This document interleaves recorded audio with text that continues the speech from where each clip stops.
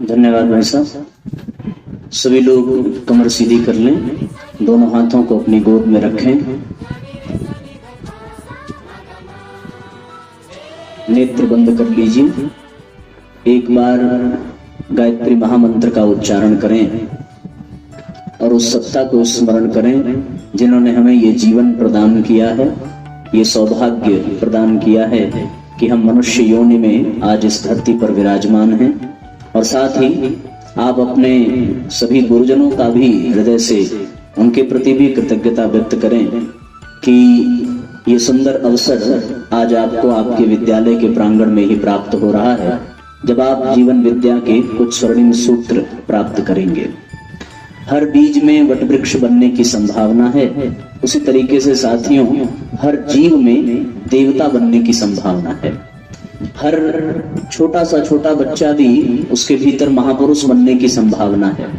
वो अपने व्यक्तित्व को यदि शानदार बना ले तो निस्संदेह वो अपनी चेतना को परमात्मा जैसा विकसित कर सकता है।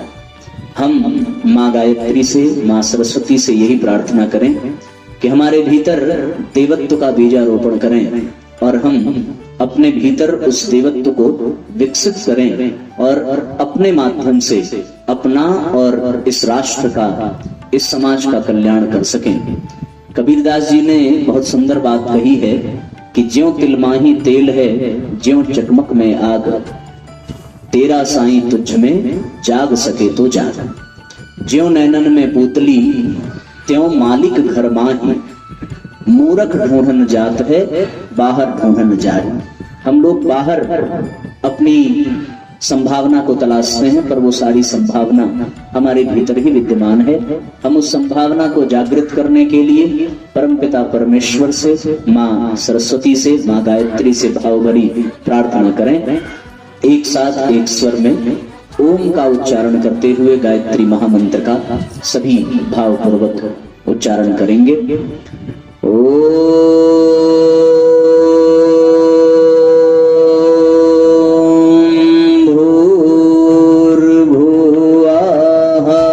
स्वाहा तत्सवितुर्वरेण्यं भर्गो देवस्य धीमहि धियो यो नः प्रचोदयात्।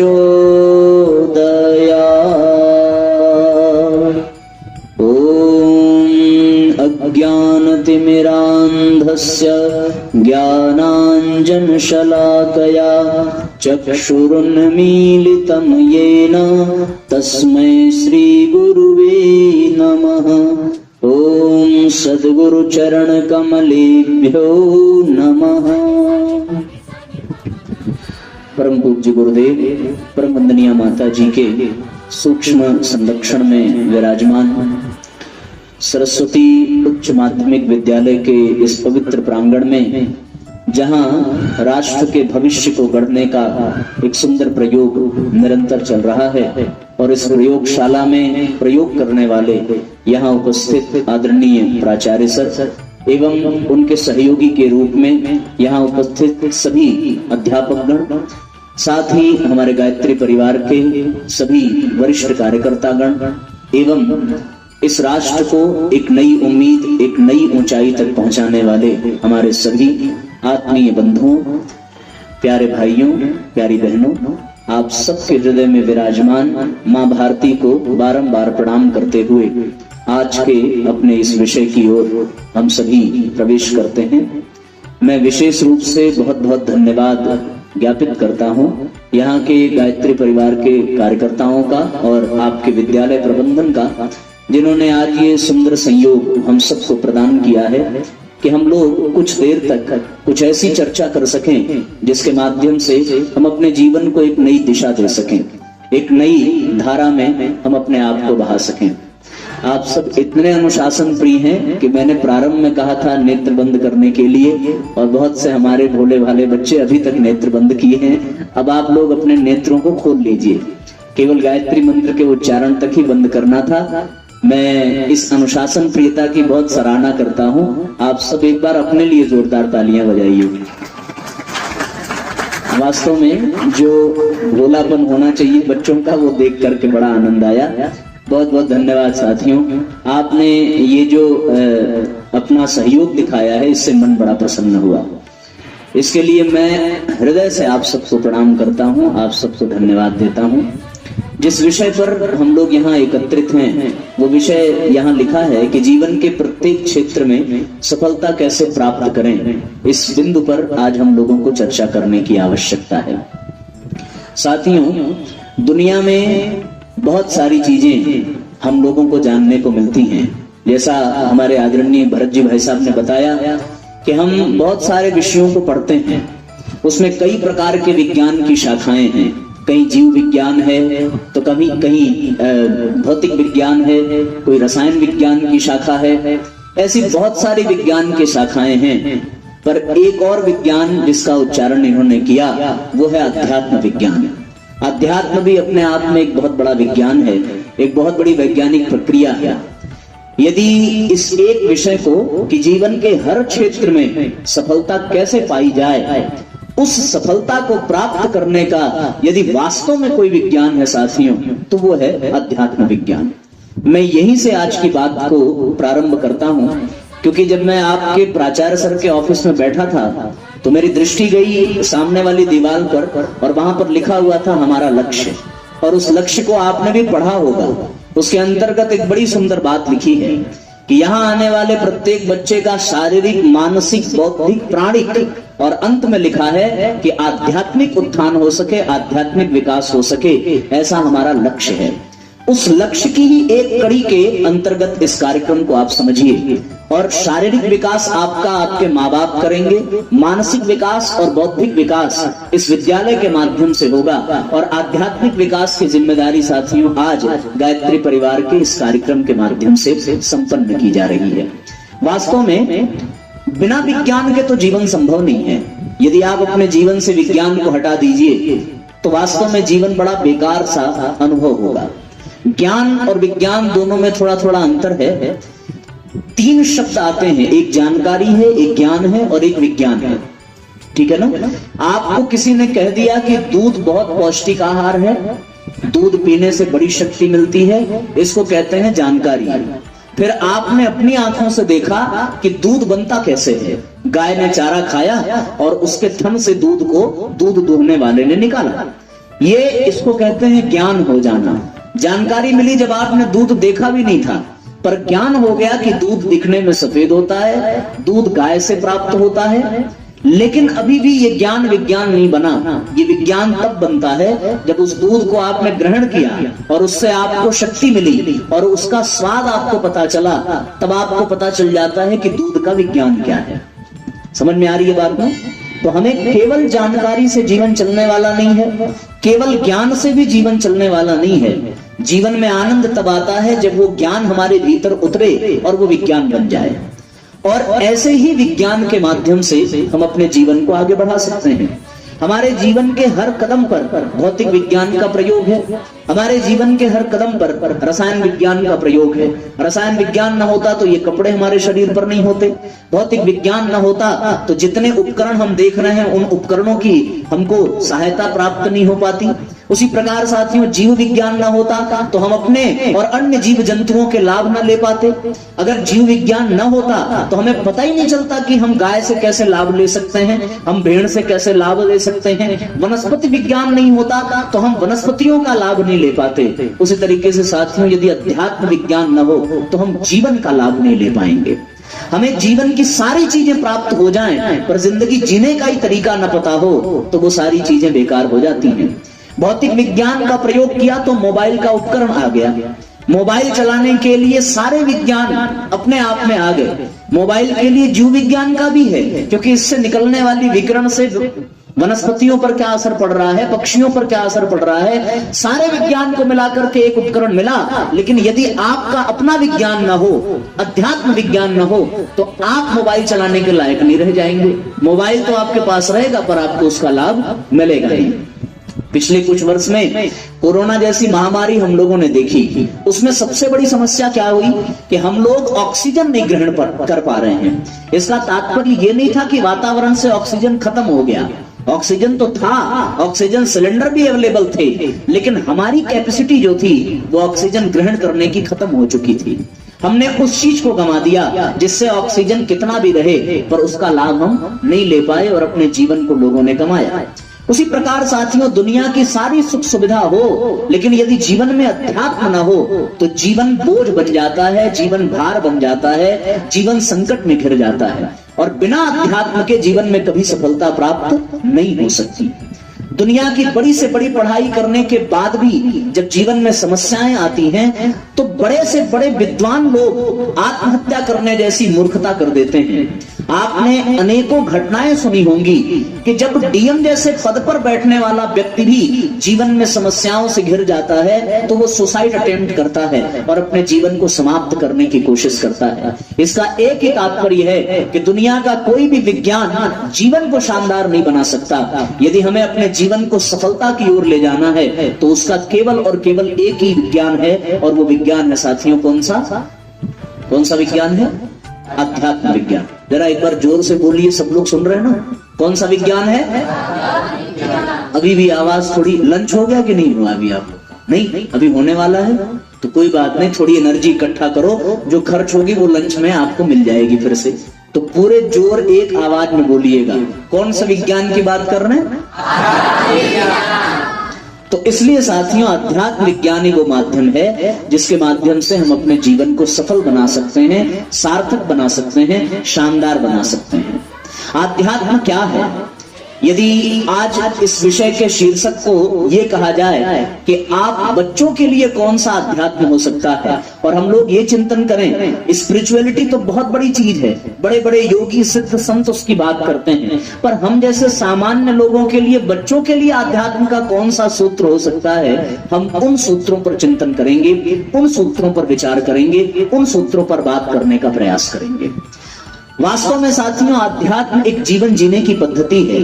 ये कोई कर्मकांड नहीं है, ये कोई पूजा पाठ नहीं है। तिलक लगा लेने वाला व्यक्ति आध्यात्मिक कहलाएगा, ये वास्तविकता नहीं है।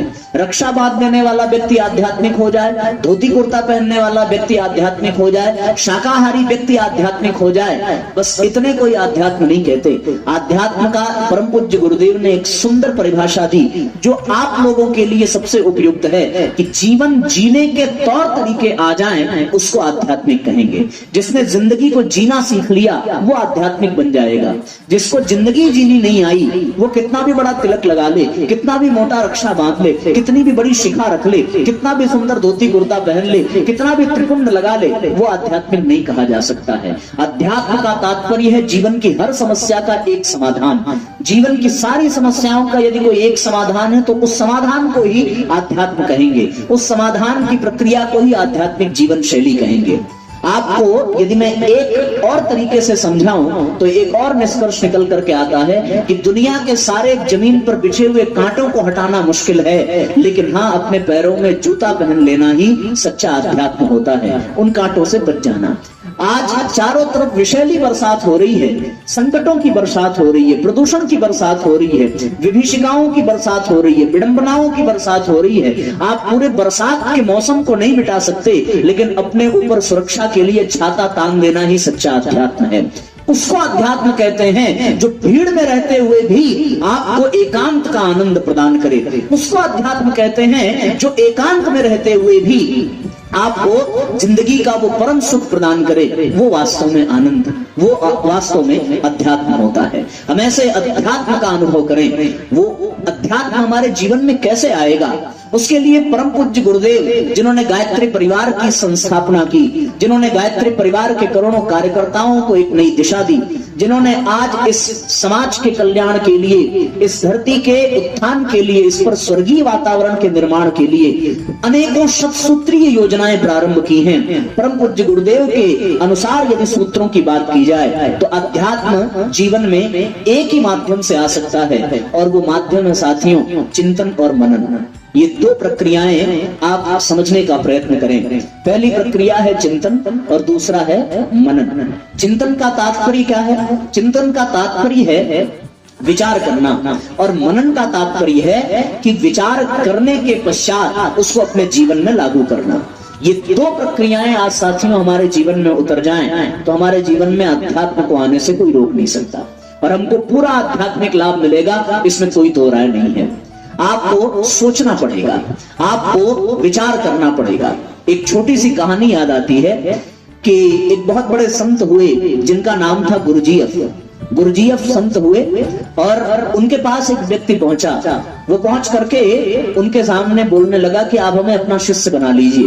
बोला शिष्य आप क्यों बनना चाहते हैं? बोले हम सच्चे अध्यात्म को सीखना चाहते हैं, हम भगवान को पाना चाहते हैं, हम जीवन जीने की कला सीखना चाहते हैं। गुरुजीएफ ने उनसे कहा कि आप एक काम करिए भैया, कल हमारे पास सवेरे आ जाना। और सवेरे जब वो व्यक्ति आया तो उस व्यक्ति को अपने पास उन्होंने बुलाया और बुलाने के पश्चात उसको एक नहर के पास ले गए। एक कैनाल थी, एक नहर थी जिसमें रोज सवेरे पानी की धार बहाई जाती थी।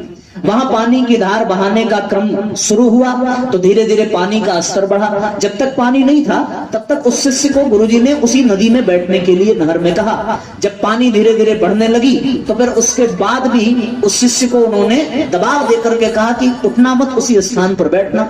पानी बढ़ने लगा, धीरे धीरे घुटने तक आया, फिर कमर उसकी डूब गई और कमर डूब गई, फिर कंधा डूबा।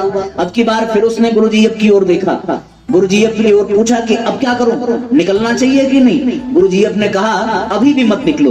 अब धीरे धीरे पानी बिल्कुल गर्दन तक पहुंचा। अब तो वो व्यक्ति गुरुजी की ओर देखा नहीं, उसने सोचा कि अब की बार देखूंगा ये फिर मना करेंगे और बड़ी जोर से वो निकलने की कोशिश करने लगा। इतने में गुरुजीएफ दौड़े और उसको कंधे को दबा करके उसी पानी में डुबाने लगे।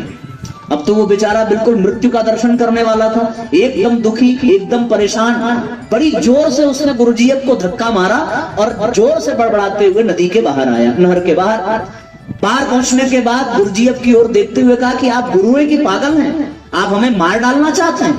हम आपके यहाँ आए थे अध्यात्म सीखने, हम आपके यहाँ आए थे कुछ नई शिक्षा ग्रहण करने, आप तो हमारे जीवन को ही बर्बाद करने पर लगे हैं। गुरुजीएफ ने शांति से पूछा कि एक बात बताओ, जब तुम नदी में नहर में डूब रहे थे और तुम्हारी जान जाने वाली थी तो तुम्हें क्या दिख रहा था? किस चीज की तुम्हें सबसे अधिक आवश्यकता थी? बोला हमें सबसे अधिक आवश्यकता हवा की थी, जब तक मैं सांस नहीं ले पाता जिंदा कैसे रहता? गुरुजीएफ ने कहा कि बेटा जिस दिन इतनी तड़प अध्यात्म के लिए हो जाएगी उस दिन तुम्हारे जीवन में अध्यात्म उतर जाएगा और तुम्हें किसी से पूछने की जरूरत नहीं पड़ेगी, सारे सूत्र अपने आप तुम्हें प्राप्त होते चले जाएंगे। इसलिए साथियों इस कहानी से एक प्रेरणा लेनी चाहिए कि हमें जितनी तड़प मृत्यु से बचने की होती है उतनी तड़प यदि जीवन में कुछ सीखने की हो जाए तो निश्चित रूप से हमारे जीवन में वो चीज उतरती चली जाएगी। और जब तक वो चीज सीखने की उतनी ललक, उतनी तड़प, उतना समर्पण नहीं होगा तब तक कितने भी आप प्रवचन सुन लीजिए, कितना भी आप सत्संग सुन लीजिए, आपको कभी भी वो चीज प्राप्त होने वाली नहीं है। इसलिए साथियों हमें इतनी तड़प पैदा करनी चाहिए। तो अध्यात्म के लिए सबसे पहला सूत्र क्या है कि जीवन में चिंतन होना चाहिए। कौन सा चिंतन होना चाहिए? आप विचार करिए, दुनिया की सारी बातों पर हम चिंतन कर ले जाते हैं। हम अपने पड़ोसियों के बारे में सोच ले जाते हैं, घर परिवार के बारे में सोच लेते हैं, दोस्तों के बारे में सोच लेते हैं, स्कूल के बारे में सोच लेते हैं, यहाँ तक कि क्रिकेट खेल रही है अगर हिंदुस्तान की टीम तो हम उस टीम के बारे में सोच लेते हैं कि इसको इस साइड नहीं इस साइड मारना चाहिए था, बेवजह इतनी बॉल बर्बाद कर दी। हम वहां तुरंत निर्णय करने वाला बन जाते हैं। बार बार हम दूसरों के बारे में सोचते हैं, पर अध्यात्म ये कहता है कि दूसरों के बारे में सोचना छोड़कर हमें किसके बारे में सोचना चाहिए? अपने बारे में सोचना चाहिए, आत्मचिंतन करना चाहिए, अपना चिंतन करना चाहिए कि हम जहां हैं, जिस स्थान पर हैं, उस स्थान पर चिंतन करके देखिए। एक और छोटी सी कथानक याद आता है कि एक सुरक्षा कर्मी था जो एक घाट की जिम्मेदारी लेकर के रखता था। उस घाट पर कौन आ रहा है, कौन जा रहा है, ये उसकी जिम्मेदारी थी। अनावश्यक कोई आने ना पाए और जो आवश्यक है वो बेचारा आने में कोई परेशानी ना उठाए। वहां पे एक संत प्रतिदिन आया करते थे। वो आते घाट पर, वो गेट खोलता, वो घाट में प्रवेश करते, नदी के किनारे बैठते, आधा घंटा बैठने के बाद वो वापस चले जाते। एक दिन बीता, 2 दिन बीता, 3 दिन बीता। अगले दिन उस गेट कीपर ने कहा, महाराज आप डेली आते हैं, आधा घंटा बैठते हैं, बैठ करके चले जाते हैं, आप यहाँ क्या करते हैं, क्यों आते हैं? उन्होंने कहा कि मैं क्या करता हूँ, क्यों आता हूँ, ये मैं तुझे बाद में बताऊंगा। पहले मैं तुमसे पूछता हूँ कि तुम्हारा काम क्या है। एक गेट कीपर होने के नाते तुम्हारा काम तो यही है कि जो फालतू है वो अंदर आने ना पाए और जो अच्छा है वो यहाँ से बच करके जाने ना पाए। उसने कहा कि बिल्कुल मेरा यही कर्तव्य है और मैं यही काम करता हूं। संत ने मुस्कुराते हुए कहा कि जब मैं आधे घंटे नदी के किनारे बैठता हूं तो मेरा भी काम यही होता है। मैं उस बात का चिंतन करता हूं और ये सोचता हूं कि कहीं कोई विचार ऐसा जो मेरे मन में नहीं आना चाहिए था वो आ गया, कहीं कोई ऐसी कमी, ऐसी कोई गलती जो मेरे मन में नहीं आनी चाहिए थी वो आ गई, कहीं कोई ऐसा विचार जो आना चाहिए था वो नहीं आया। ये चिंतन करने के लिए मैं यहाँ नदी के किनारे रोज बैठता हूं और अपने बारे में सोचता हूं। हम लोग भी जब जीवन की शुरुआत करते हैं, दिन की शुरुआत करते हैं, तो साथियों बहुत सारे संकल्प लेते हैं कि हम सत्य बोलेंगे, झूठ नहीं बोलेंगे। शाम को सोने जाते हैं तो पता चलता है कि 4-5 झूठ तो मजाक मजाक में निकल जाता है। उसके बाद पछतावा होता है कि सोचा था कि झूठ नहीं बोलेंगे, लेकिन अपने हाथ झूठ निकल गया। हम लोग रोज सोचते हैं कि आज गुस्सा नहीं करेंगे, आज अपना होमवर्क टाइम से पूरा करेंगे, आज पढ़ाई पूरी कर लेंगे। ये सारी बातें हम सोचते तो हैं, लेकिन ये हमें प्राप्त नहीं होता। क्यों? क्योंकि हम उसको अपने जीवन में लागू नहीं कर पाते। चिंतन का तात्पर्य यही है कि हम उस चीज को सोचें कि हमें कौन सी बुराइयों ने घेर लिया है, हमारे भीतर कौन सी ऐसी चीज है जो नहीं होनी चाहिए, जो हमारे जीवन के विकास में सबसे बड़ी बाधक है, और कौन सी चीज होनी चाहिए जिसके होने से हमारा जीवन और अच्छा हो जाए। क्या हमारे अंदर आलस्य आ गया? क्या हमारे अंदर प्रमाद आ गया? क्या हमारे अंदर झूठ बोलने की बुराई आ गई? क्या हम बहानेबाजी करने लगे? क्या हम अपने समय को बर्बाद कर रहे हैं? क्या हम समय से सोते नहीं हैं? क्या हमारा समय मोबाइल में ज्यादा बर्बाद हो रहा है? क्या हम दूसरों को बेवकूफ बनाने में ज्यादा समय बर्बाद कर रहे हैं? क्या हम एंटरटेनमेंट में अपने लाइफ को स्पॉइल कर रहे हैं? ऐसी बहुत सारी चीजें तब आपको समझ में आएंगी जब आप अपने भीतर झांक करके देखेंगे, जब आप अपने बारे में सोचेंगे, जब आप अपने लिए चिंतन करेंगे। आप तो दूसरों के बारे में सोचते हैं, उसने कौन सा कपड़ा पहना, कहां से सिलवाया, क्या खाया, आज टिफिन में क्या लेके आया, इसके घर से ये मिला, हमें नहीं मिला। यदि ये सारी बातें हम केवल दूसरों के बारे में सोचेंगे तो साथियों हमें हमारे जीवन में कोई दिशा नहीं मिलेगी। अध्यात्म दूसरों के नहीं, अपने बारे में सोचने की सीख देता है। तो पहला काम हम अपने लिए चिंतन करें। और पूज्य गुरुदेव ने कहा कि इसके लिए सबसे अच्छा और सबसे सटीक समय कौन सा है? ये सटीक समय है बिल्कुल वो जब आप रात को सोने अपने बिस्तर पर जाते हो ना। कौन कौन सोता है रात में? हाथ उठाओ। आजकल दुनिया उल्टी चल रही है, हम लोग दिन में ज्यादा सोते हैं, रात में जगते हैं। सब लोग रात में सोते हैं, बहुत अच्छी बात है, हाथ नीचे करिए। जब ये लोग हाथ उठाए ना तो वीडियो बना लेना भैया, ताकि बाद में हम दिखा सकें कि किन्होंने हाथ उठाया था कि नहीं उठाया था। ठीक है ना? तो साथियों ये अच्छी बात है कि हम लोग रात में सोते हैं। तो सोने के लिए कहाँ जाते हैं बताओ भाई? बिस्तर पे ही जाते हैं, बेडरूम में जाते हैं, बाथरूम में तो जाएंगे नहीं। बेडरूम में ही आदमी जाएगा, बिस्तर पे ही जाएगा, और बिस्तर पर पहुंचने के बाद तुरंत सो जाता है या थोड़ा टाइम लगता है? टाइम लगता है ना, तुरंत तो नींद आती नहीं। 5 मिनट समय लगेगा, 10 मिनट समय लगेगा। जिनके पास मोबाइल होगा उनको 1-8 घंटे लग जाएगा, और जिनके पास नहीं होगा वो आसपास में जो बगल में सोए होंगे उनसे बातचीत करते करते सोएंगे। परम पूज्य गुरुदेव ने कहा कि जीवन में अध्यात्म को लाने के लिए जो चिंतन करना है उसका सबसे सही तरीका है रात को जब आप बिस्तर पर सोने के लिए बैठे हों, सोने के लिए लेटे हो नहीं, सोने के लिए बैठे हो। यानी बिस्तर पर पहले आप बैठते हैं उसके बाद लेटते हैं। तो लेटने से पहले आप 10 मिनट बिस्तर पर बैठिए और बैठ करके अपने नेत्र बंद करिए। नेत्र बंद करके अपने ऊपर विचार करना प्रारंभ करिए। सवेरे जगने से लेकर के रात के सोने तक आप कहां गए, किससे मिले, कौन सी बात की, उस दौरान आप में कौन कौन से दुर्गुण आए, कौन कौन से अच्छे काम आपने किए, आप में कब गंदे विचार आए, कब अच्छी भावनाएं आई, कौन सा काम आपको करना चाहिए था, कौन सा नहीं करना चाहिए था। ये आप अपने मन में पूरा खाका तैयार करिए। आसान है कि कठिन है? सोचो, देखा जाए तो बहुत आसान है। अगर आप अभी अपने आंख बंद करिए और आंख बंद करने के पश्चात केवल इतना सोचिए कि जब आपने अपने विद्यालय में प्रवेश किया था तो क्या विद्यालय में प्रवेश करने पर आपने माँ भारती को ध्यान करके, माँ सरस्वती को ध्यान करके धरती को प्रणाम किया था या नहीं? किसी ने ऐसा किया था? जिसने किया था हाथ उठाओ ईमानदारी से। केवल 2 लोगों ने किया था, बाकी अच्छा एक तीसरे ने किया। अब हाथ नीचे करो भैया। अब जिन लोगों ने किया वो तो पास हो गए, जिन लोगों ने नहीं किया वो ये चिंतन करें कि हमने क्यों नहीं किया, क्या हमारा ध्यान क्यों नहीं गया। इसलिए ध्यान नहीं गया साथियों क्योंकि हमारा ध्यान अपने ऊपर नहीं था, हमारा ध्यान दोस्तों के ऊपर था, आज वो आई कि नहीं आई, आज वो आया कि नहीं आया, कहाँ रह गया, आज हमें लेट हो गया, इतनी जल्दी आ गए, आज ये वाले सर क्या पहन करके आए हैं, आज होमवर्क ये करना था। ये सारी बातें घूमती हैं, पर हम लोग तुरंत का याद नहीं कर पाते कि विद्यालय में प्रवेश करने पर पहला काम क्या करना चाहिए था। अब आ गया चिंतन करना। अब इसी तरीके से आप सुबह से लेकर के शाम तक की सारी गतिविधियों को निष्पक्ष होकर के चिंतन करिएगा, बिना किसी भेदभाव के। ये मत सोचिएगा कि हमने जो किया वही सही है और सामने वाले ने जो किया वो सब गलत है। आप खूब गहराई से सोचेंगे, तब साथियों आपको पता चलेगा कि आपके भीतर कौन सी बुराई प्रवेश कर गई, आपके भीतर कौन सी अच्छाई है। जो अच्छाई दिखे उसके लिए अपनी पीठ थपथपा लेना और अपने से वादा करना कि इस अच्छाई को और बढ़ाएंगे, और जो बुराई दिखे उसको वहीं पर छोड़ देने का संकल्प ले लेना ही अध्यात्म की पहली सीढ़ी है। इसको कहते हैं आत्मचिंतन।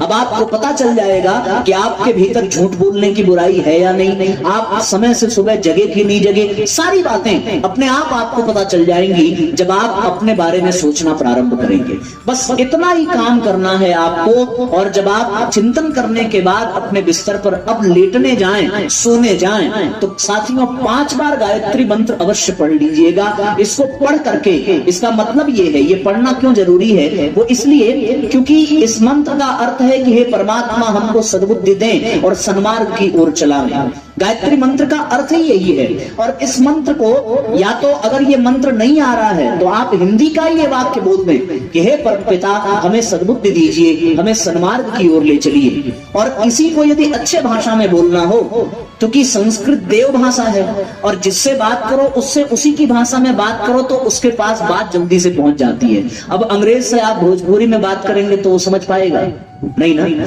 तो देव भाषा है संस्कृत भाषा, देवताओं से बात करनी है तो संस्कृत भाषा में बात करिए तो तुरंत लाभ मिलेगा। इसलिए इस वाक्य को जो हिंदी में है कि हे भगवान हमें सद्बुद्धि दें, सन्मार्ग की ओर प्रेरित करें, इसी को संस्कृत में गायत्री मंत्र के रूप में कहा जाता है। आप सबको गायत्री मंत्र आता है। आप 5 बार इसी बात को भगवान से कह करके उसके बाद सोइए, तो आपके कहने पर भगवान ये स्मरण कर लेंगे, ये जान लेंगे कि इसको सद्बुद्धि चाहिए, सन्मार्ग चाहिए। क्योंकि किसी चीज को आप बार बार कहें, रोज कहें, तो ऊब करके व्यक्ति उसको कर देता है। यदि आपने अपने माँ बाप से कुछ मांगा, 1 दिन मांगा नहीं सुना, 2 दिन मांगा नहीं सुना, 3 दिन मांगा नहीं सुना, चौथे दिन वो कहते हैं कि भाई रोज रोज परेशान करता है, इसको जल्दी से दे करके हटाओ। उसी तरीके से जब आप बार बार प्रतिदिन रात में ये कहेंगे 5 बार कि भगवान हमें सद्बुद्धि दीजिए और हमें सन्मार्ग की ओर प्रेरित करिए, तो मैं ये गारंटी के साथ कह सकता हूं कि कुछ दिन कहने के बाद भगवान अवश्य आपको सद्बुद्धि देगा, सन्मार्ग की ओर प्रेरित करेगा।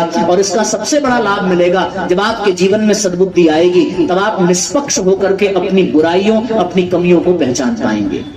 सद्बुद्धि का सबसे बड़ा प्रमाण यह है कि जब हमें अपने भीतर की बुराइयां दिखने लगे तो जान लेना कि सद्बुद्धि हमारे जीवन में उतरने लगी है। और जब हमें अपनी बुराई देखने की बजाय दूसरों की बुराई दिखे तो जान लेना कि हम सद्बुद्धि से भी बहुत दूर हैं, फिर हम चिंतन नहीं कर सकते। महाभारत की एक घटना याद आती है साथियों कि युधिष्ठिर को और दुर्योधन को द्रोणाचार्य जी ने अपने पास बुलाया। युधिष्ठिर को यह कहा कि तुम नगर में जाओ और जो सबसे बुरा व्यक्ति तुम्हें दिखे उसका नाम पता करके आओ, और दुर्योधन को कहा कि जो सबसे अच्छा दिखे उसका नाम पता करके आओ। दोनों गए, लौट करके आए। युधिष्ठिर को कोई बुरा नहीं दिखा और दुर्योधन को कोई अच्छा नहीं दिखा। युधिष्ठिर को इसलिए बुरा नहीं दिखा क्योंकि युधिष्ठिर के पास सद्बुद्धि थी। उस सद्बुद्धि ने हर व्यक्ति के भीतर कोई ना कोई अच्छाई ढूंढ ली, और दुर्योधन के पास सद्बुद्धि नहीं थी तो वो अच्छे से अच्छे व्यक्ति के अंदर बुराई ढूंढ करके आया। इसलिए हम भगवान से सद्बुद्धि के लिए 5 बार गायत्री मंत्र प्रतिदिन शाम को अवश्य सोने से पहले बोलें और अपनी बुराइयों का निष्पक्ष जांच करें कि हमारे भीतर कौन सी बुराई आ गई। इतना काम तो कर लेंगे आप लोग। कौन कौन कर सकता है? हाथ उठाओ जरा भैया, उधर जरा वीडियो बना लीजिए जिन जिन लोगों ने हाथ उठाया। सारे लोगों ने उठाया? जो लोग अच्छे से करेंगे वो दोनों हाथ उठा लीजिए, जो लोग और अच्छे से करेंगे वो पैर भी उठा सकते हैं। चलिए हाथ नीचे करिए।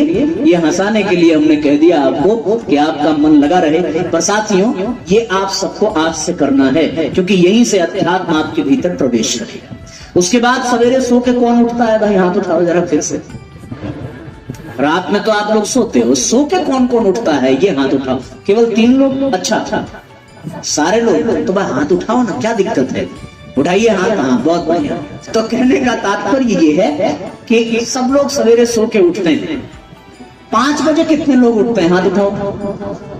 2 3 4 5। 6 बजे कितने लोग उठते हैं? वो हाथ उठाएं। अरे वाह, हाथ नीचे करिए। 7 बजे कितने लोग उठते हैं? ओहो, हाथ नीचे। 8 बजे कितने लोग उठते हैं? 2 लोग 8 बजे उठते हैं। 9 बजे कितने लोग उठते हैं? अच्छा, 9 बजे देखो एक भैया जबरदस्ती हाथ उठा रहा है मस्ती करने के लिए। चलो, अच्छी बात है। तो कहने का तात्पर्य यह है साथियों कि ये तो सोने की बात थी। सोते समय चिंतन करना है, और अब जब आप सवेरे सो करके उठ रहे हैं तब आपको मनन करना है। मनन का तात्पर्य क्या है कि हम उन विचारों को जिनके माध्यम से अपनी बुराइयों का त्याग कर सकते हैं उसे अपने जीवन में स्थापित कर देना, इसको मनन कहते हैं। आत्मचिंतन करने के पश्चात अगला जो क्रम है साथियों वो होता है आत्म सुधार का, आत्मनिर्माण का। ये आत्मनिर्माण, आत्म सुधार, इस क्रम को गुरुजी ने मनन शब्द से संबोधित किया है। जब आप सवेरे सो करके उठते हैं तो आप सबसे पहला काम क्या करते हैं? सोच करके बताइए। सबसे पहले उठ करके आप अलार्म बंद करते होंगे, है ना? अगर अलार्म सेट करके सो रहे होंगे तो आप उसको बंद करते होंगे, और उसके बाद आप क्या करते होंगे? बंद करके फिर से सो जाते होंगे। ऐसा नहीं है? चलो, अच्छी बात है। तो आप जो कुछ भी कर रहे हो आज से आप वो करेंगे जो हम आपको बता करके जा रहे हैं। जब आप सवेरे सो करके उठेंगे तो आपको एकदम सैनिक के तरीके से, सिपाही के तरीके से अपने बिस्तर पर तन करके बैठ जाना है, जैसे आप अभी बैठे हुए हैं। हाँ, अब जैसे बैठे हैं बिल्कुल ऐसे ही तन करके आपको अपने बिस्तर पर बैठ जाना है। आंख तो वैसे ही नहीं खुलती है, इसलिए आंख को जबरदस्ती मत खोलना, लेकिन अपने दिमाग को काम पर लगा देना। कौन से दिमाग को लगाना है, कैसे काम पर लगाना है? बस आप जब उठ जाइए और अपने दिमाग को इस काम पर लगाइए। सबसे पहले वो काम करिए जो करके आप रात में सोए थे। तो लास्ट में आप क्या करके रात में सोए थे? 5 बार गायत्री मंत्र। तो आप सवेरे जब सो करके उठें तो सबसे पहला काम आपको फिर से 5 बार गायत्री मंत्र बोलना है, और भाव क्या होगा कि हे परमात्मा हमको, जरा जोर से बोलिए, हे परमात्मा हमको और हमें सन्मार्ग की ओर। यही 2 वाक्य है और इसी को संस्कृत में बोलना है। कौन सा मंत्र होगा? गायत्री मंत्र। कैसे बोलेंगे? ओम भूर्भुवः स्वः तत्सवितुर्वरेण्यं भर्गो देवस्य धीमहि धियो यो नः प्रचोदयात्। कितनी बार बोलना है? समय कम हो तो थोड़ी स्पीड बढ़ा लेना, लेकिन बोलना कम से कम 5 बार है। तो 5 बार सोते समय बोल लिया, 5 बार उठते समय बोल लिया। तो ऐसे समय में कब? जब भगवान से संपर्क अच्छे से हो सकता है। आपको याद होगा, मैं जीवन की सत्य घटना बता रहा हूँ। उस समय की बात है जब मोबाइल नहीं था, हम लोग छोटे छोटे थे। वैसे तो छोटे छोटे आप लोग भी रहे होंगे, कोई नई बात नहीं बता रहा हूँ। तो ये टेलीफोन का दौर था। आप लोगों ने याद किया होगा, और मोबाइल के समय में भी, कि दिन में जल्दी फोन नहीं लगता था, लेकिन भोर में मिलाने पे तुरंत लग जाता, क्योंकि उस समय नेटवर्क बहुत अच्छा रहता था। हर आदमी कहीं फोन करना हो तो वो सवेरे जरूर फोन कर लेता था। हमारे एक रिश्तेदार सूरत में रहते थे, तो बाकी दिन नेटवर्क ना मिले तो भोर में करते तो तुरंत अच्छी से बात हो जाती। उस दिन एक बात समझ में आई कि हमारे ऋषियों मुनियों ने सवेरे ही पूजा पाठ का विधान क्यों बनाया, क्योंकि उस समय नेटवर्क बड़ा अच्छा रहता है, भगवान से सीधे संपर्क हो सकता है। इसलिए मैं कह रहा हूं कि रात में भी नेटवर्क अच्छा रहता है जब सब लोग सो जाते हैं, और सुबह भी नेटवर्क अच्छा रहता है जब सब लोग सोए रहते हैं। उस समय आप अगर 5 बार बोल करके देखें तो आपका जो मंत्र का वो प्रभाव है वो भगवान तक जल्दी से पहुंचेगा। कभी सोचा आपने बाबा रामदेव सवेरे ही प्राणायाम क्यों कराते हैं? क्योंकि उस समय ऑक्सीजन ज्यादा रहता है एटमॉस्फेयर में, सारा ऑक्सीजन उनके योग करने वाले ले लेते हैं, बाकी जो बचता है उल्टा सीधा कार्बन डाइऑक्साइड वगैरह को हम लोग दिन भर सोखते रहते हैं। इसलिए सवेरे उठ करके जो ये काम करे उसको तो सबसे पहले लाभ मिलने वाला है, तुरंत लाभ मिलेगा। तो आपको सवेरे 5 बार गायत्री मंत्र इसीलिए बोलना है, और मनन क्या करना है इस बात का कि आज का दिन हम कैसे जिए। साथियों, यदि हम अपने जीवन को 1 दिन का मान करके चलें, कितने दिन का? 1 दिन का मान करके चलें, तो हम अपनी जिंदगी को शानदार तरीके से जी सकते हैं। आज का व्यक्ति हमेशा या तो भविष्य में जीता है या तो भूतकाल में जीता है, या तो वो पुरानी बातों के चक्कर में मरा रहता है या तो आने वाली चिंता में मरने वाला रहता है, लेकिन वो वर्तमान में, वो प्रेजेंट में नहीं जी पाता है। और अध्यात्म का दूसरा सूत्र ये कहता है कि हमें वर्तमान में जीना चाहिए। एक बार याज्ञवल्क्य ऋषि भगवान के पास पहुंचे और वहां पहुंच करके उन्होंने पूछा कि आज के समय में इस धरती पर सबसे बड़ा योगी कौन है। भगवान ने मुस्कुरा करके कहा कि आप महाराज जनक के पास चले जाएं, वही सबसे बड़े योगी हैं।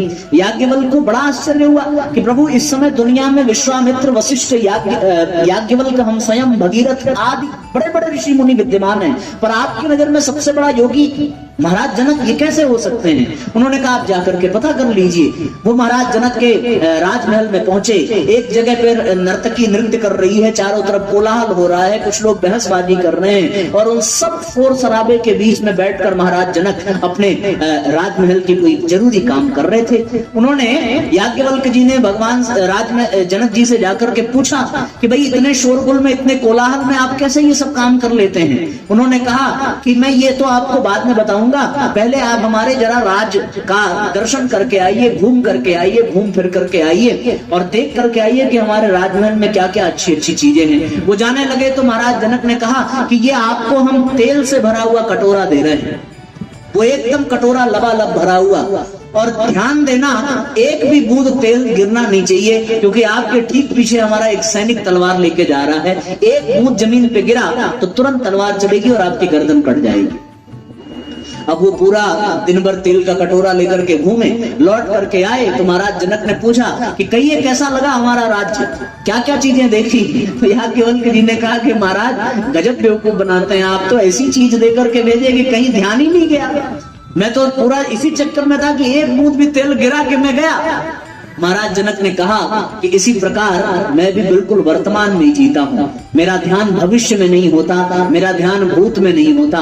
मैं जो कर रहा हूँ पूरा फोकस उसी पर होता है, पूरा कंसंट्रेशन उसी पर होता है, पूरा माइंड, मेरी सारी इंद्रियां, सारा मस्तिष्क की सारी शक्तियां सब उसी एक लक्ष्य पर होती हैं जिस काम को मैं कर रहा हूँ। किसी और काम में नहीं जाता मेरा ध्यान। तो फिर यही है अध्यात्म का दूसरा सूत्र। हम वर्तमान में जिए, एक दिन की रूपरेखा बनाएं, केवल आज की। भविष्य में क्या होगा कौन जानता है। हम सवेरे 2015 की बात है, 12 मई की घटना है, सवेरे 8 बजे ऑफिस जा रहे थे, ट्रेन से गिरे, दोनों पैर कट गया। कोई जानता नहीं था कि किसके साथ कब क्या होने वाला है। अब ये हमारे साथ क्या हो जाए हम कुछ नहीं जानते। हम भविष्य की बहुत बड़ी बड़ी योजना बना लेते हैं, पर वो सारी धरी की धरी रह जाती है। साथियों, हमें वर्तमान में जीना चाहिए, ये अध्यात्म का दूसरा सूत्र है। और मनन में आपको केवल उस दिन के बारे में प्लानिंग करनी है जिसको आप जीने जा रहे हैं। भगवान को धन्यवाद करिए कि आपको एक दिन की जिंदगी मिली है, उस एक दिन को आप जीने जा रहे हैं। और वो एक दिन की जिंदगी में आपको कौन कौन से काम निपटाने हैं, कितना चैप्टर मैथ का कंप्लीट करना है, कितना साइंस का कंप्लीट करना है, कितना स्कूल में समय देना है, कितना दोस्तों के साथ देना है, कितनी देर मोबाइल चलाना है, कितनी देर टीवी देखना है, कितनी देर घर का काम करना है, कितनी देर बाजार का काम करना है, ये पूरी रूपरेखा आप उसी बिस्तर पर बैठ करके बना लीजिए। किससे मिलना है, किस काम के लिए मिलना है, और जैसा बनाया हो वैसा ही दिन जी करके दिखाइए। जब आप रात में सोने जाएंगे और आप जब मूल्यांकन करेंगे कि हमने सवेरे जग करके जितना सोचा था उतना काम किया कि नहीं किया, और जब आप ये देखेंगे कि आपने उतना कर लिया, तो वो दिन पूरी जिंदगी का सबसे बेहतरीन दिन होगा, इसमें कोई दो राय नहीं है। और आपको जितनी खुशी उस दिन मिलेगी, उस दिन से ज्यादा खुशी आपको कभी नहीं मिलेगी।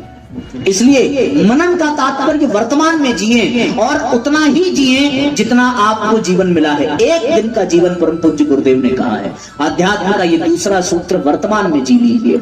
हम लोग कल्पना में बहुत जीते हैं। फेसबुक में जितने साथी जुड़े होंगे, जितने दोस्त जुड़े होंगे, एक भी आपके वर्तमान के लिए नहीं है और एक भी भविष्य में काम आने वाले नहीं। ये सब काल्पनिक रिश्ते हैं जो आपके द्वारा पूछे जाते हैं और आपको बताए जाते हैं। आप भी मुस्कुरा करके पूछ देते हैं खाना खाया, उसने भी बताया हाँ खा लिया, आपने भी पूछा, उसने बता दिया, बात खत्म। नहीं खाया तो क्या वो खिलाने आ जाएगा क्या? कभी संभव ही नहीं है। उसने हालचाल पूछा, खराब ही होगा तो वो बता देगा क्या? कुछ भी हो नहीं सकता है साथियों। ये सारे काल्पनिक रिश्ते हैं। जब संकट की घड़ी आती है तो इसमें से एक भी नहीं दिखता। जैसे सूर्य के उगने पर सारे तारे विलुप्त हो जाते हैं, उसी तरह परेशानी आने पर ये सारे काल्पनिक रिश्ते ऐसे गायब हो जाते हैं कि आपको पता नहीं चलेगा। आपकी जिंदगी किसी और जा रही है, इसका आपको आभास नहीं है। तो आप चिंतन और मनन में अपने जीवन को बांध करके देखिए और वर्तमान में जीने का अभ्यास करिए। आपको भविष्य में नहीं जीना चाहिए। ये आदमी भविष्य के बारे में इतना सोचने लगा कि प्रेजेंट में उसका कंसंट्रेशन खत्म हो गया। आप विश्वास नहीं करेंगे, एक परीक्षण हुआ विदेशी कंपनी के द्वारा कि एक मनुष्य का कंसंट्रेशन पावर कितना है। आज से 30 साल पहले वो एक विषय पर 45 मिनट तक कंसंट्रेट रह सकता था, पर 2018 में फिर से परिवेक्षण हुआ और उसमें पता चला कि आदमी एक विषय पर 1.5 मिनट से ज्यादा कंसंट्रेट नहीं हो पा रहा है। और उसके पीछे का सबसे बड़ा कारण पता ये चला कि उसके सामने एक छोटा सा उपकरण रखा होता है और 5 मिनट में 35 नोटिफिकेशन आते हैं। वो बार बार उसको चेक करता है और उसका दिमाग 35 बार डिस्टर्ब होता है, तो उसकी कंसंट्रेशन पावर समाप्त होती है। इसलिए आप अपने कंसंट्रेशन पावर को बढ़ाने के लिए, आप अपने एकाग्रता को वर्तमान में जीने के लिए आपको अध्यात्म का ये दूसरा सूत्र मनन अपने जीवन में धारण करना पड़ेगा। साथियों, जब ये आप करने लगेंगे तो आपके जीवन में अध्यात्म प्रवेश करने लगेगा। हमने बहुत गूढ़ अध्यात्म की बात नहीं की है, बहुत सरल, बहुत व्यवहारिक, जो जीवन को सुंदर बना दे, उस अध्यात्म की हमने चर्चा की है। और इसका सार एक ही है कि जब आपको सद्बुद्धि मिलेगी गायत्री मंत्र के माध्यम से, जब आपको सन्मार्ग की ओर चलने की प्रेरणा मिलेगी, तो आपका जीवन वर्तमान में बीतेगा, आप भविष्य में नहीं जाएंगे। मैं आपको 1980 की एक घटना बताता हूँ। टेरी फॉक्स नाम का एक आदमी था, उसको कैंसर हुआ। उस समय कैंसर हुआ जब वो अपनी जवानी में प्रवेश कर रहा था। कैंसर के नाते उसके पैर काटने पड़े, एक ही पैर पर वो था। उसको इस बात की चिंता हुई कि अब तो कैंसर हो ही गया है, कोई इलाज नहीं हो सकता, एक पैर है, जिंदगी 2-4 महीने के लिए बची हुई है, पर इस 2-4 महीने को मैं कैसे यूज कर सकता हूं इस दुनिया के लिए। उस समय कैंसर का कोई अस्पताल नहीं था, कैंसर के रोग का कोई इलाज नहीं था। वैज्ञानिकों को बहुत बड़े धन की आवश्यकता थी कैंसर पर शोध करने की, उपकरणों को बनाने की, अस्पताल बनाने की। उस टेरी फॉक्स ने संकल्प लिया और उसने एक संकल्प क्या लिया कि मेरे पास एक ही पैर है, मैं प्रतिदिन एक पैर से दौड़ूंगा और जब 1 किलोमीटर मैं पूरा कर लूं तो जिसको इच्छा हो कि कैंसर के लिए काम होना चाहिए, वो आकर के हमें $100 देकर के जाए। आप विश्वास नहीं करेंगे, वो 139 दिन तक दौड़ता रहा, उसकी मौत सड़क पर हुई। पर 139 दिन में उसने 5000 किलोमीटर तय किए थे और उस 5000 किलोमीटर तय करने के पश्चात उसको कई अरब डॉलर पैसे मिले।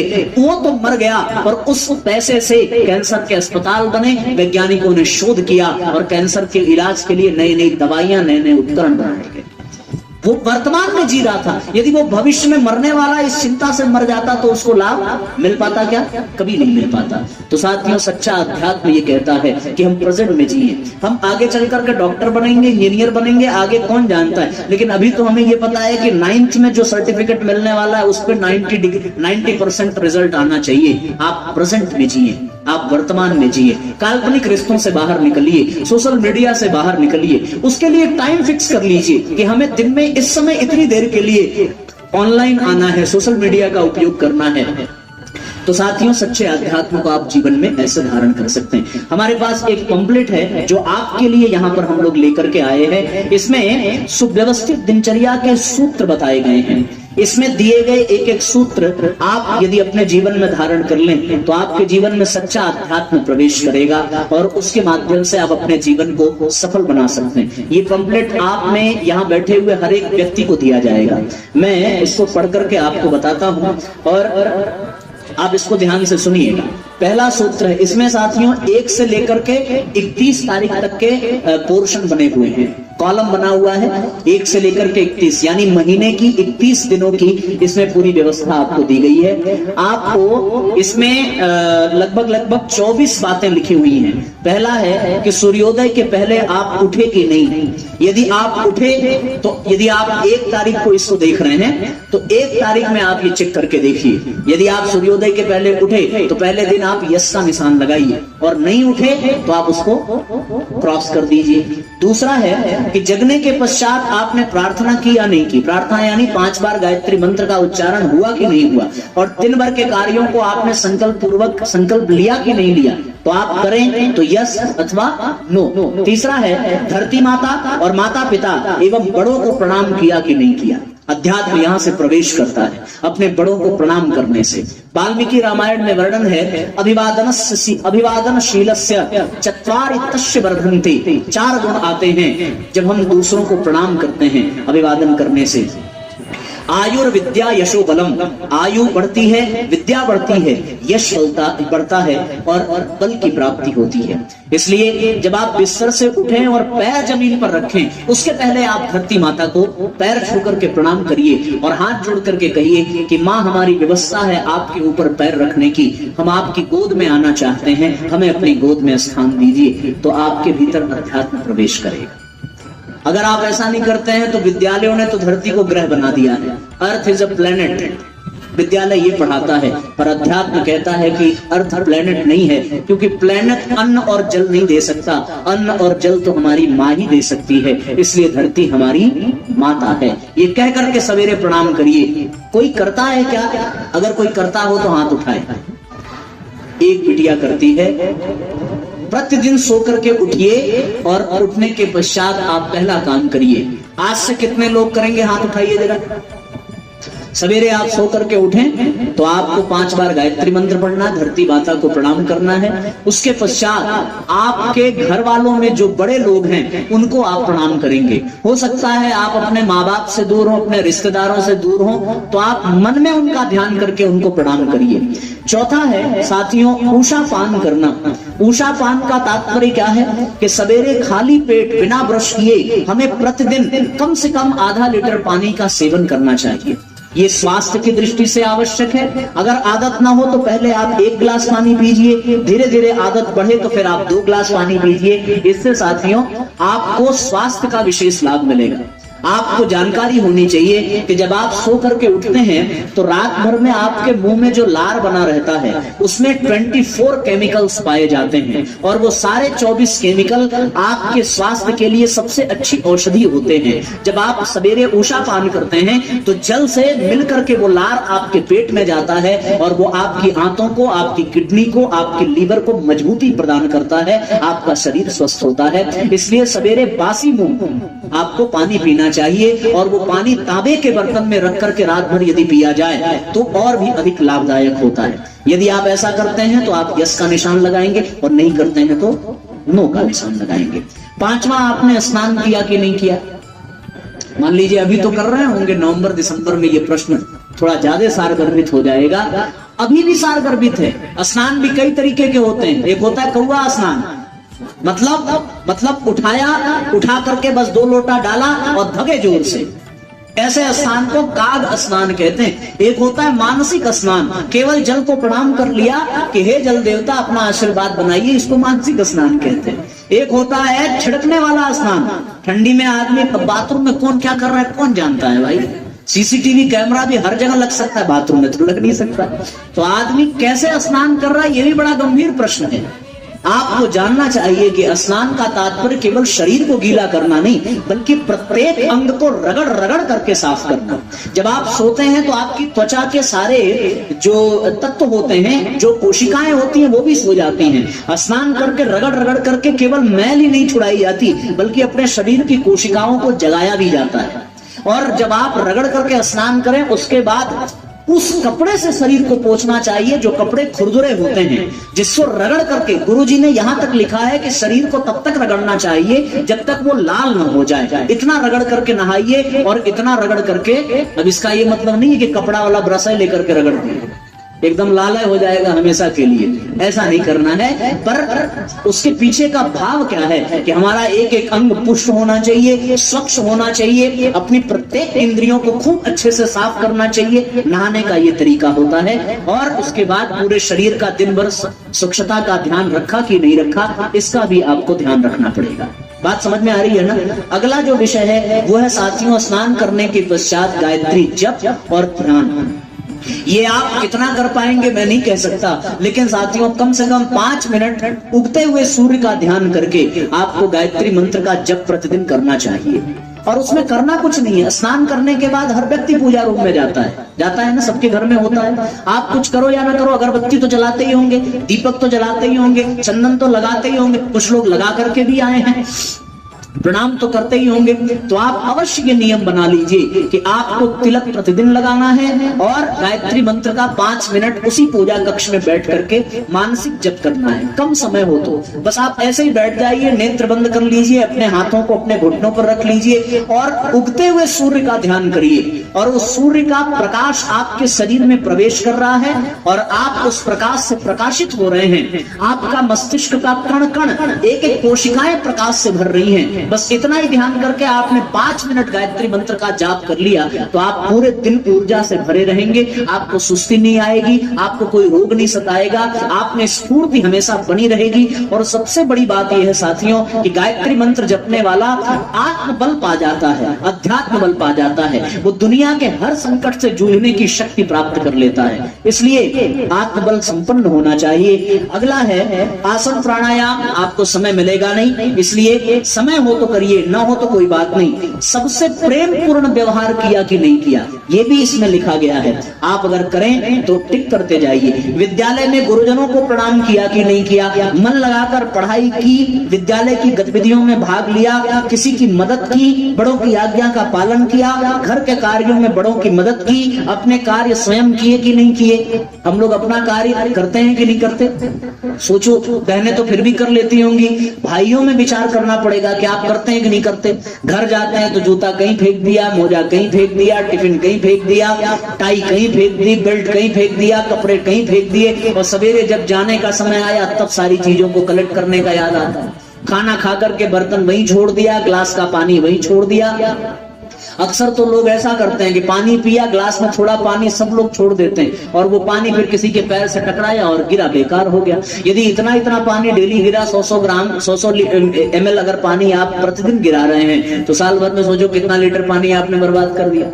आपने अपने भोजन के थाली में जूठन छोड़ा, उस जूठन से अभी पता है आपको, अभी एक संस्था है भूख, उस संस्था ने सर्वे किया है कि हमारे देश में 20 टन अन्न केवल जूठन से बर्बाद होता है। 20 टन अन्न नालियों में बहता है, केवल जो हम लोग थाली में जूठ छोड़ देते हैं उससे आप समझ नहीं सकते कि हजारों व्यक्ति का भोजन प्रतिदिन का प्राप्त हो सकता है। ये इतना बड़ा हम लोग बर्बाद करते हैं। तो ये सारी चीजें हमको अपने ऊपर जब चिंतन करेंगे, अपने ऊपर जब मनन करेंगे, तब ये सारी चीजें आपको आएंगी। इसमें लिखा है जूठन नहीं छोड़ना है, पैसे की बचत, ये सारी बातें आप उसमें पढ़ेंगे। और एक अंतिम बात आपको बता करके अपनी बात को विराम देंगे साथियों, कि आज जो बातें आपको पता चली हैं, इस प्रक्रिया को सत्संग कहते हैं, पर यह सत्संग आपको रोज नहीं मिल सकता। इसका एक विकल्प परम पूज्य गुरुदेव ने दिया, उस प्रक्रिया को स्वाध्याय कहते हैं। स्वाध्याय का तात्पर्य है अच्छी पुस्तकों को प्रतिदिन पढ़ने का अभ्यास करना।